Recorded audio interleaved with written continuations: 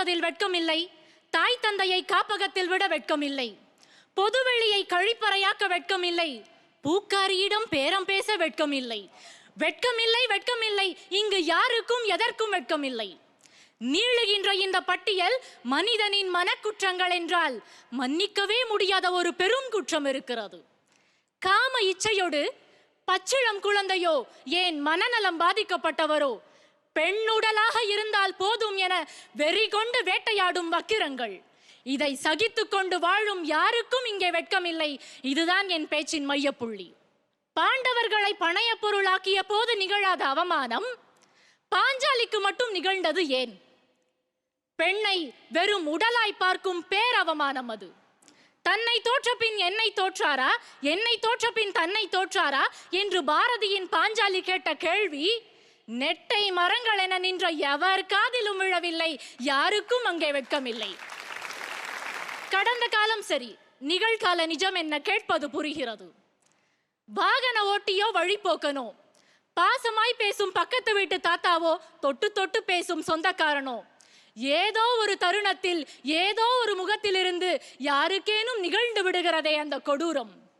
இங்கே திரைப்படங்களில் ஒரு மது அருந்தும் காட்சி வரும்போது மது நாட்டுக்கும் வீட்டுக்கும் கேடு என்ற எச்சரிக்கை அறிவிப்பு வருகிறது.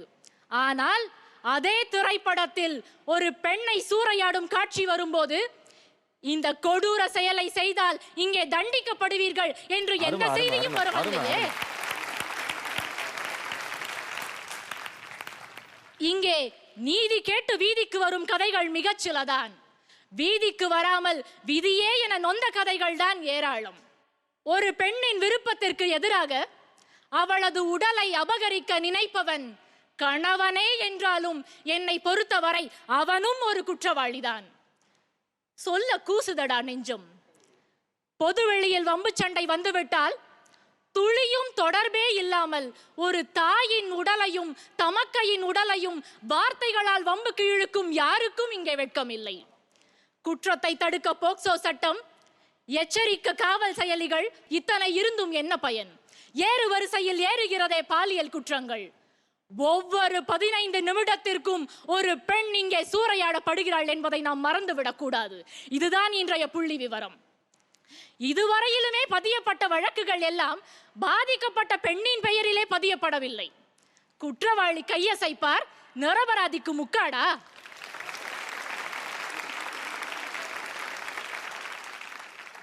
பாலியல் குற்றங்களில்தான் இந்த சமூகம் ஒரு நிரபராதியை பார்த்து கேள்வி கேட்கிறது. அவ ஏன் அந்த நேரத்தில் அங்க போனா, என்ன உடை அணிஞ்சிருந்தா, அவளுக்கு அந்த நேரத்தில் அங்க என்ன வேலை? பெண்மை என்பது பெண் மெய் அல்ல.